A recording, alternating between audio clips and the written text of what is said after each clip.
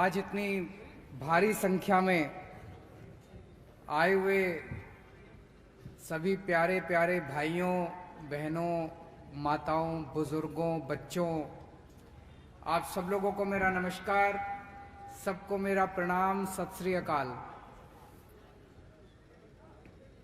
मुझे बताया गया कि पठानकोट और गुरदासपुर इन दोनों जिलों से सबसे ज्यादा लोग फौज में भर्ती होते हैं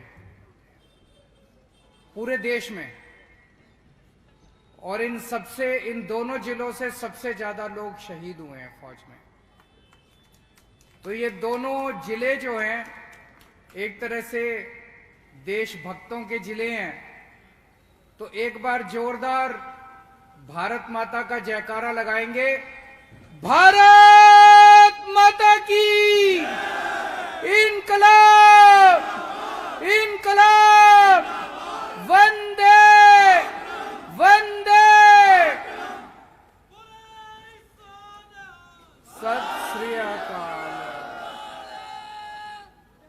दोस्तों, कल लुधियाना में बॉम्ब ब्लास्ट हुआ, सुन के बहुत दुख हुआ।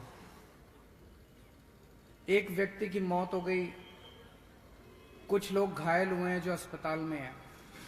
अभी भगवंत मान जी उनसे मिलने के लिए गए हुए हैं, नहीं तो उनको भी आ जाना था। इसके कुछ दिन पहले पिछले हफ्ते श्री हरमंदिर साहब जी के दरबार साहब जी में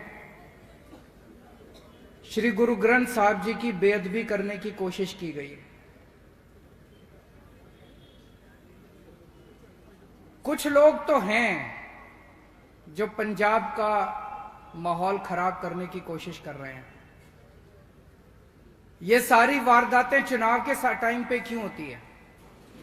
पिछली बार भी चुनाव के कुछ दिन पहले, हफ्ते 10 दिन पहले, मौड़ में बॉम्ब ब्लास्ट हुआ था। पिछली बार भी 2015 में बेअदबी का बरगाड़ी कांड हुआ था, और अब फिर चुनाव के कुछ दिन पहले कुछ लोगों ने पंजाब का माहौल खराब करने की साजिश रची है। कौन है ये लोग? कौन करवा रहा है ये? आज मीडिया ने मुझसे पूछा, मैंने कहा भाई, जो व्यक्ति दरबार साहब के अंदर जाके उसने बेअदबी करने की कोशिश की, मेरे हिसाब से उसने खुद नहीं किया, उसको भेजा गया है, किसी ने भेजा है। कोई मास्टरमाइंड है, कहीं बैठा है जो ये करवा रहा है। जब तक उस तक नहीं पहुंचेंगे तब तक इस तरह के सिलसिले चलते रहेंगे। पिछली बार जो बेअदबी का कांड हुआ था 2015, उसके बाद 2016 बीत गया, 17 बीत गया, 18 बीत गया, सरकार बदल गई, अकाली दल की सरकार चली गई, बाद कैप्टन की सरकार, कांग्रेस की सरकार आ गई, कैप्टन बदल गए, चन्नी साहब की सरकार आ गई, आज तक दोषियों को सजा नहीं मिली। तो संदेश क्या दे रही हैं पंजाब की सरकारें कि ये चलता रहेगा, हम कुछ नहीं करेंगे, हम तुम्हारे साथ खड़े हैं। दोषियों के साथ खड़ी हैं ये सरकारें। आज अगर पुराने बेअदबी जिन लोगों ने करवाई थी उसके मास्टरमाइंड को पकड़ के सख्त से सख्त सजा दिलवाई जाती होती, किसी की हिम्मत नहीं होती दोबारा बेअदबी करने की पंजाब के अंदर। तो क्या माने? मिले हुए ये सारे। और आज पंजाब के अंदर इतनी कमजोर सरकार है, इतनी कमजोर सरकार है, आपस में लड़ रहे हैं ये लोग, झगड़ रहे हैं ये लोग। ये मंत्री उसके खिलाफ लड़ रहा है, उनका पंजाब का अध्यक्ष मुख्यमंत्री के खिलाफ लड़ रहा है। ये क्या पंजाब सरकार चलाएंगे? इतनी कमजोर सरकार पंजाब को अच्छी व्यवस्था, विकास, शांति नहीं दे सकती।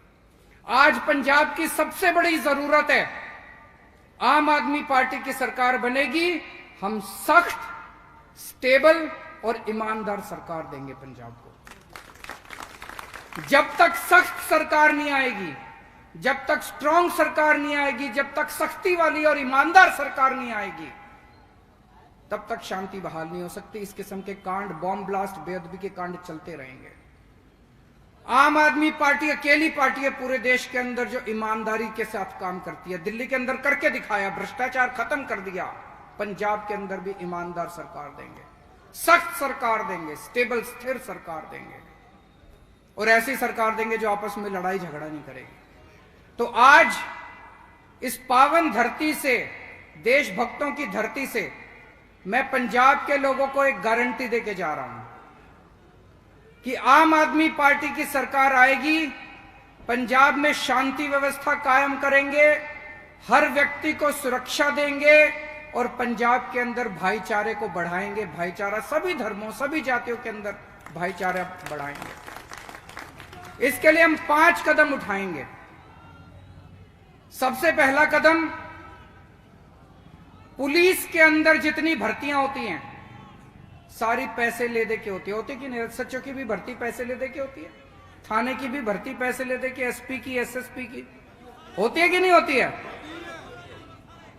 और अभी सुन रहे हैं कि आज की मौजूदा सरकार में भी पुलिस वालों की भर्ती के रेट लगे हुए हैं। एसएसपी की भर्ती के इतने रेट, एसपी की भर्ती के, डीएसपी की भर्ती के इतने रेट। ये बंद करेंगे, ये सब बंद होगा।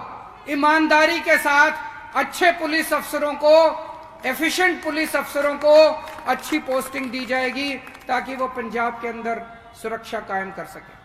और अच्छे पुलिस अफसर को लगा के उसके काम में कोई एमएलए की दखलंदाजी नहीं होगी, कोई राजनीतिक पॉलिटिकल दखलंदाजी नहीं होगी। जो अभी रमन बहल साहब ने कहा, एफआईआर की, पर्चे की, रजिस्टर पर्चे की कॉपी जो है वो थाने के अंदर होगी, वो पर्चे की कॉपी एमएलए के घर पे नहीं होगी। पुलिस वालों के काम काज में दखलंदाजी बंद करेंगे। ये हमारे कुंवर विजय प्रताप साहब हैं, पुलिस में आईजी थे, ईमानदार अफसर थे। बरगाड़ी कांड की इन्होंने जांच करी, जांच करके इन्होंने बड़े बड़े लोगों को दोषी पाया। इनकी रिपोर्ट दबा दी गई, इनकी रिपोर्ट खारिज करा दी गई। आज अगर इस पुलिस अफसर को ईमानदारी से काम करने देते ये लोग, भाई साहब दोबारा बेअदबी नहीं होती, फिर बड़े बड़े लोग जेल में बैठे होते। ईमानदार पुलिस वालों को काम करने देंगे, उनके काम में दखल अंदाजी नहीं करेंगे। पंजाब पुलिस बहुत अच्छी है, उसके अंदर बहुत अच्छे अच्छे अफसर भी हैं, उनको काम नहीं करने देते, उनको साइड में बिठा के रखते हैं, बेईमानों को अच्छी पोस्टिंग मिलती है केवल। ये बदलेंगे। तो पहली ये गारंटी। दूसरी चीज, जितने पुराने अभी तक के बेअदबी के कांड हुए हैं और जितने बॉम्ब ब्लास्ट के कांड हुए हैं, एक एक कांड की जांच करा के समयबद्ध तरीके से उनके जो ऊपर आगू बैठे हैं, जो सबसे ऊपर उनके मास्टरमाइंड बैठे हैं, उनको जेल में चक्की पिसवाएंगे। उनको ऐसी सजा दिलवाएंगे कि दोबारा बेअदबी, किसी भी धर्म के ग्रंथ की बेअदबी नहीं होनी चाहिए, सिखों के धर्म की भी नहीं होनी चाहिए, गुरु ग्रंथ साहब जी की भी नहीं होनी चाहिए, हिंदुओं के ग्रंथों की भी नहीं होनी चाहिए, मुसलमानों के ग्रंथों की भी नहीं होनी चाहिए, क्रिश्चियन के, किसी के भी ग्रंथ की बेअदबी नहीं होनी चाहिए। ऐसी सजा दिलवाएंगे जिन्होंने अभी तक बेअदबी किया, दोबारा कोई हिम्मत नहीं करेगा। तीसरी चीज, बॉर्डर का एक एक इंच बॉर्डर का हम सुरक्षा करेंगे ताकि वहां से कोई आतंकवादी ना आ सके और नशे का 1 ग्राम भी वहां से पाकिस्तान से इधर नहीं आने देंगे। चौथी चीज, कुछ अफसरों से मैं बात कर रहा था, ये आजकल ड्रोन बहुत आने लग गए पाकिस्तान की तरफ से। इसके लिए लेटेस्ट टेक्नोलॉजी का इस्तेमाल करेंगे ताकि हमारी फौजें, बीएसएफ, पुलिस, इनके पास साधनों की कमी नहीं होनी चाहिए। इनको लेटेस्ट से लेटेस्ट सबसे आधुनिक तकनीक देंगे, कोई ड्रोन आए तो सीधे उसको मार गिराओ, ऐसी तकनीक हम अपने फौजियों को देंगे।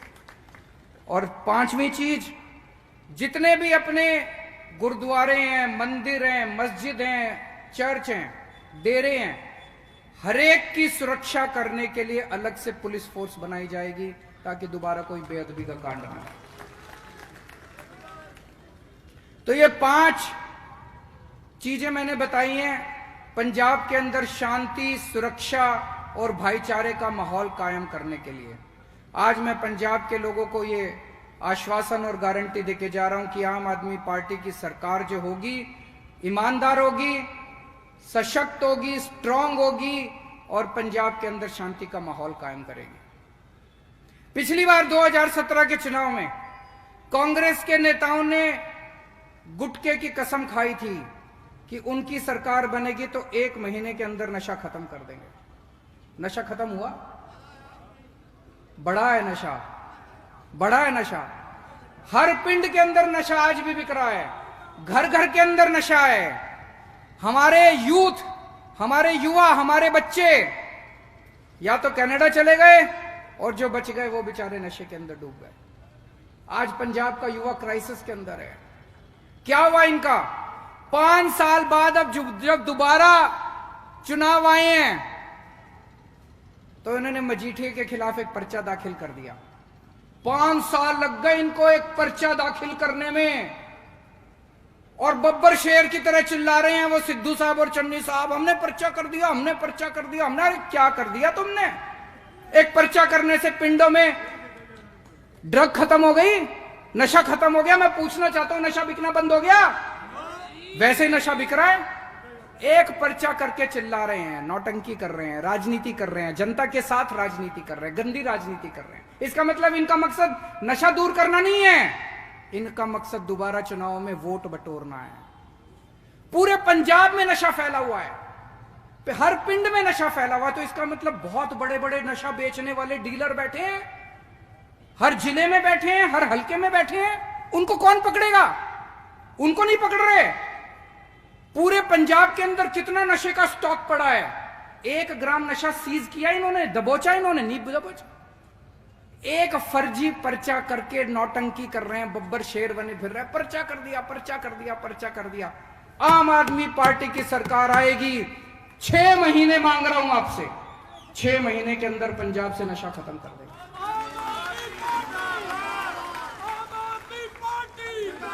हमारे साथ ऐसे ऐसे कुंवर विजय प्रताप जैसे ईमानदार जांबाज पुलिस अफसर हैं, इनको करना आता है, हमें करना आता है, हमारी नीयत साफ है। इनकी तरह नौटंकी सरकार नहीं चला रहे हम लोग। आप में से दिल्ली कौन कौन गया हुआ है? किस किस के दोस्त यार रिश्तेदार दिल्ली में रहते हैं? आपने सुना दिल्ली में स्कूल अच्छे हो गए? किस किस ने सुना है दिल्ली के स्कूल अच्छे हो गए? सरकारी स्कूल अच्छे हो गए दिल्ली के, शानदार। पहले जब हमारी सरकार बनी दिल्ली में इतने खराब थे, दीवारें टूटी पड़ी थी, छत टूटी पड़ी थी, डेस्क नहीं थे, बच्चे आते नहीं थे, टीचर आते नहीं थे। कोई माँ बाप अपने बच्चों को सरकारी स्कूल में भेजने को राजी नहीं था, सारे बच्चे फेल होते थे, पढ़ाई नहीं थी। 5 साल के अंदर आज शानदार हो गए सरकारी स्कूल। ये इसी बात से अंदाजा लगा लो, इतने शानदार, इतनी सारे सरकारी स्कूल तोड़ के हमने नई बिल्डिंग बना दी, शानदार बिल्डिंग। सरकारी स्कूलों में स्विमिंग पूल बना दिए। इस साल दिल्ली के सरकारी स्कूलों के नतीजे 99.7% नतीजे आए हैं। 99.7, 99.7%। कभी सुना भारत के इतिहास में? भारत के इतिहास में 99.7% नतीजे सरकारी स्कूलों के। प्राइवेट से बहुत ज्यादा नतीजे आए हमारे। इस साल 2.5 लाख बच्चों ने प्राइवेट स्कूल से नाम कटा के सरकारी स्कूल में नाम भर्ती कराया।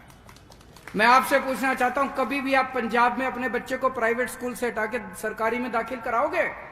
कभी नहीं कराओगे। सरकारी स्कूलों का बहुत बुरा हाल है, सरकारी स्कूलों का बहुत बुरा।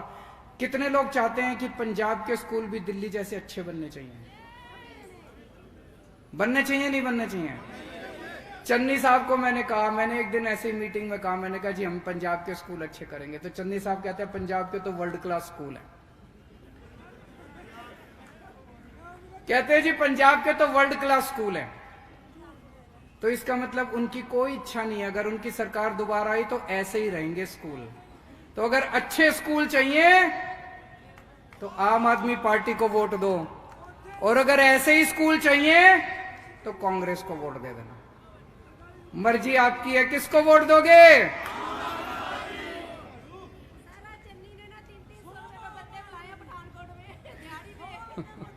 अभी थोड़े दिन पहले मेरे को बहुत बुरा लगा, टीचरों की, जो पंजाब के स्कूलों में टीचर हैं, वो किसी बात पे हड़ताल पे थे।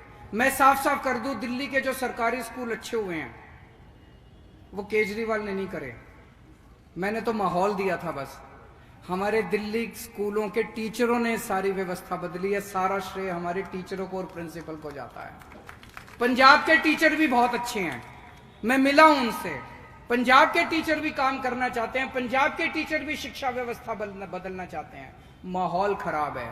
आम आदमी पार्टी की सरकार आएगी, दिल्ली जैसा माहौल देंगे और यही टीचर आपको पंजाब के स्कूल शानदार करके दिखाएंगे। आपको पता नहीं पता है, ट्रंप साहब आए थे पिछले साल, राष्ट्रपति, अमेरिका के राष्ट्रपति ट्रंप अपनी बीवी और अपनी बेटी के साथ दिल्ली आए थे मोदी जी से मिलने। जब वो दिल्ली आए तो उनकी वाइफ मेलेनिया ट्रंप हमारा दिल्ली सरकार का स्कूल देखने आई।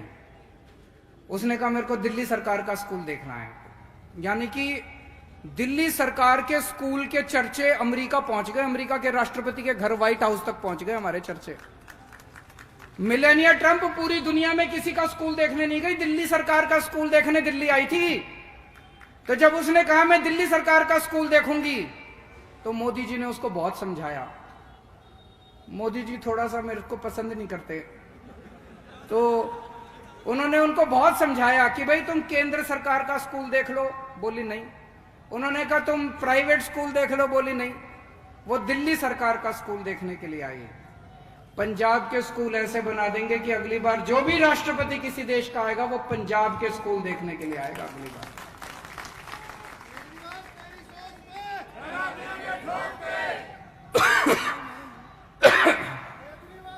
दिल्ली में हमने खूब सारे मोहल्ला क्लिनिक बनाए हैं। दिल्ली में हमने खूब सारे मोहल्ला क्लिनिक बनाए हैं। सुना है आप लोगों ने मोहल्ला क्लिनिक के बारे में?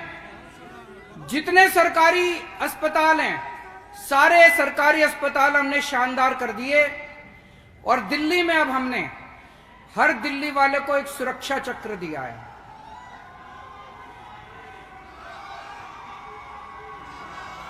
बहुत सारे लोग आ गए, बहुत भीड़ है, बहुत अच्छी बात है। सबका स्वागत है, तहे दिल से स्वागत है। खूब पीछे तक भीड़ है, अंदर तक आ गए सब लोग, बहुत अच्छा है।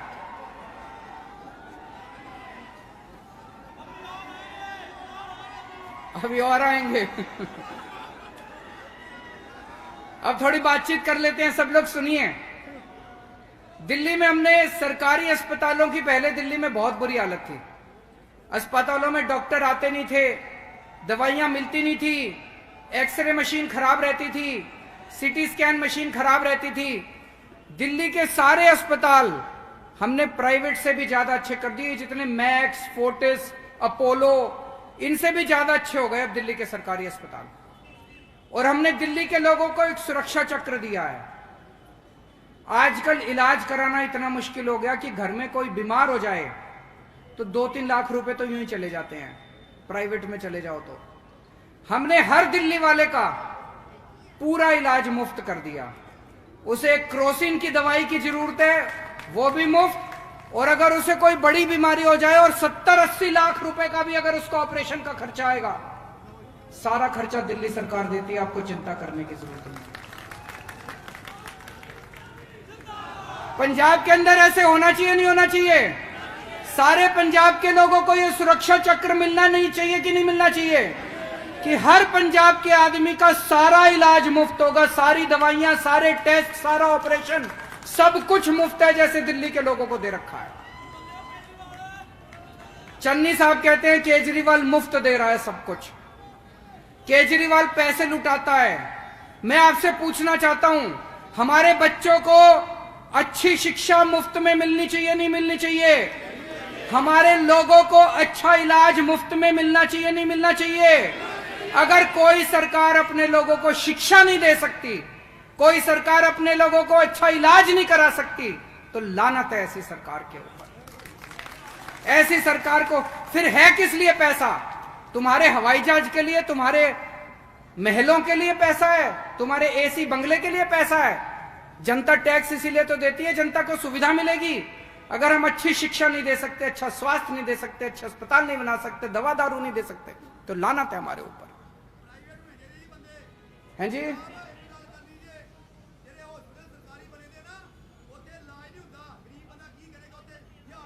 हुन इलाज होगा जी, चिंता ना करो, हुन इलाज होगा। सरकारी अस्पतालों विच इलाज होगा, चिंता ना करो जी। दिल्ली में भी यही हाल था, दिल्ली में भी सरकारी अस्पतालों का बुरा हाल था। हमने करके दिखाया, हमारी नीयत साफ है और हमें करना आता है।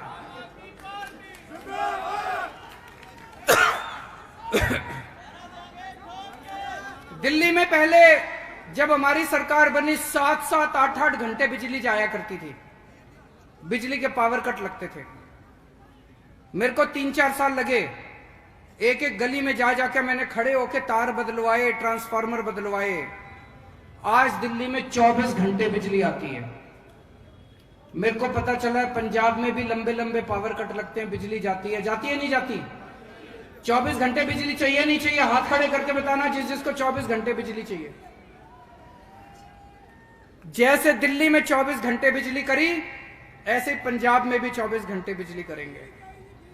पहले बिजली के बिल खूब आया करते थे दिल्ली में, 5-5 हजार, 10-10 हजार रुपए। आज दिल्ली में बिजली मुफ्त मिलती है। मुफ्त मतलब मुफ्त, मुफ्त मतलब जीरो बिल आता है, जीरो। कई लोग यकीन नहीं करते, मैं सोच रहा था आज बिल लेके आऊंगा आपको दिखाने के लिए। जीरो बिल आता है जी दिल्ली में, जीरो बिल और 24 घंटे बिजली, चमत्कार। पंजाब में किस किस को जीरो बिल चाहिए बिजली के? ये टीवी वाले दिखा दो जरा सा। ये चन्नी साहब मेरे को रोज गालियां काटते हैं, केजरीवाल मुफ्त बिजली, मुफ्त बिजली। मुफ्त बिजली चाहिए ना? कह रहे केजरीवाल खजाना लुटा रहा है। मैं कहना चाहता हूं चन्नी साहब को 5000 यूनिट हर महीने बिजली मुफ्त। ये रे बिजली के बिल लेके आए हम।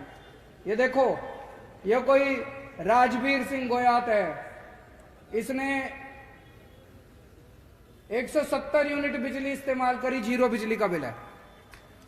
ये कोई पीपीटी तनेजा है, इसने 180 यूनिट बिजली इस्तेमाल करी, इसका भी जीरो। कितने सारे बिल लेके आए हूं आपको दिखाने के लिए। जीरो बिल आते हैं दिल्ली में, जीरो बिल, कोई टैक्स नहीं, कुछ नहीं, जीरो बिल आते हैं। ऐसे ही पंजाब में भी जीरो बिल आया करेंगे। आप लोगों के पुराने सारे बिल माफ कर देंगे। वो कहते हैं, ये नेता चन्नी साहब कहते हैं कि ऐसे बिजली मुफ्त नहीं देनी चाहिए। चन्नी साहब को हर महीने 5000 यूनिट बिजली मुफ्त मिलती है, हर महीने। आपको बिजली मुफ्त मिले तो ठीक है, जनता को 300 यूनिट बिजली मुफ्त मिल जाए तो आपको मिर्ची लगती है। आपको बड़ी तकलीफ होती है अगर जनता को 300 यूनिट बिजली मुफ्त मिल जाए। मैंने कसम खाई है, जो जो चीजें इन नेताओं को मुफ्त मिलती है सारी मैं जनता को भी मुफ्त दिलवाऊंगा।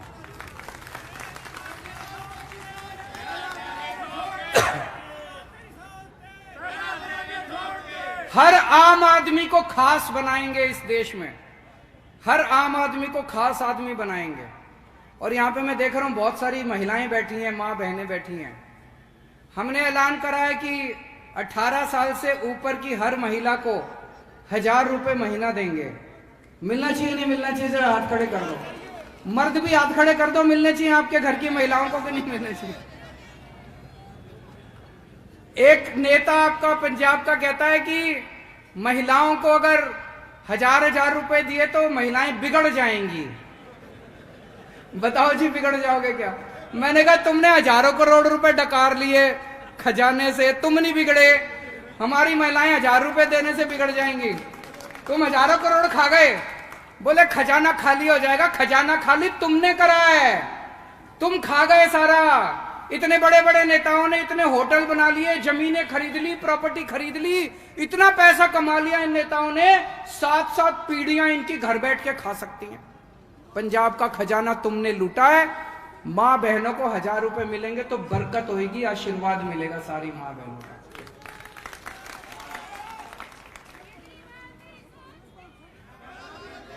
आजकल चन्नी साहब मेरे साथ कंपटीशन कर रहे हैं, कहते हैं कि केजरीवाल आम आदमी थोड़ी है, मैं हूं आम आदमी, मेरे को गिल्ली डंडा खेलना आता है। केजरीवाल को आता है क्या गिल्ली डंडा खेलना?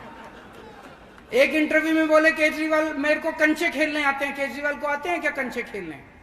एक इंटरव्यू में बोले मेरे को गाय का दूध निकालना आता है। केजरीवाल को आता है क्या गाय का दूध निकालना? मैं आम आदमी हूं। मैं चन्नी साहब को कहना चाहता हूं, चन्नी साहब मेरे को गिल्ली डंडा खेलना नहीं आता, मेरे को स्कूल बनवाने आते हैं। मेरे को कंचे खेलने नहीं आते, मेरे को अस्पताल बनवाने आते हैं। मेरे को गाय का दूध निकालना नहीं आता, मेरे को जनता को फ्री बिजली देनी आती है, 24 घंटे बिजली देनी आती है। अब पंजाब की जनता तय कर ले कि उनको गिल्ली डंडा खेलने वाली सरकार चाहिए कि स्कूल अस्पताल बनाने वाली सरकार चाहिए।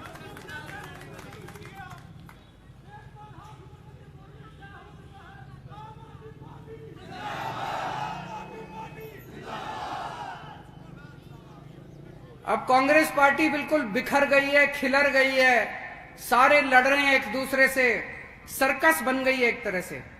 चन्नी साहब की सिद्धू साहब से नहीं बनती, सिद्धू साहब की जाखड़ साहब से नहीं बनती, जाखड़ साहब की रंधावा साहब से नहीं बनती, रंधावा साहब की बाजवा साहब से नहीं बनती, उससे ऐसी लड़ाई कर रहे हैं ये, ऐसी लड़ाई कर महाभारत मची पड़ी है, सर्कस बन गई है कांग्रेस पार्टी। और इसमें जोकर ही जोकर है, रोज नए नए इनके।